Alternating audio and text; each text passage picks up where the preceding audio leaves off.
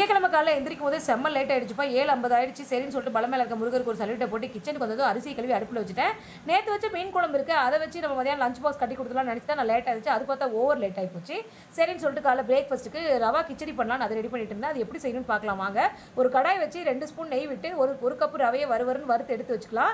அதுக்கப்புறம் அதே கடாயில கொஞ்சம் எண்ணெய் விட்டு 2 துண்டு பட்டை, 2 லவங்கம், 2 ஏலக்காய் போட்டு நல்லா வணங்குனதுக்கு அப்புறம் ஒரு பெரிய வெங்காயத்த நீட் நீட்டமா கட் பண்ணி வச்சிருக்கேன். அதையும் போட்டு ஒரு கொத்து கருவேப்பிலை போட்டு ஒரு தக்காளி பழத்த கட் பண்ணி போட்டுருக்கேன். 1 1/2 ஸ்பூன் இஞ்சி பூண்டு பேஸ்ட், ஒரு 1/4 டீஸ்பூன் மஞ்சத்தூள், 1 டீஸ்பூன் மிளகாத்தூள் போட்டு நல்லா வணக்கிட்டு, ஒரு 1 1/2 கப் தயிரையும் ஊத்தி நல்லா வணக்கங்க. உப்பு போட்டு வணக்கிட்டு நல்லா எண்ணெய் பிரிஞ்சு வந்ததும் 1 கப் ரவைக்கு 3 கப் தண்ணி ஊத்தி மெஷர்மெண்ட் நல்லா தண்ணி கொதிச்சு வரும்போது இந்த வறுத்து வச்ச ரவைகள போட்டு நல்லா கிளறணும்னா சூப்பரான ரவை கிச்சடி ரெடி ஆயிடுச்சு.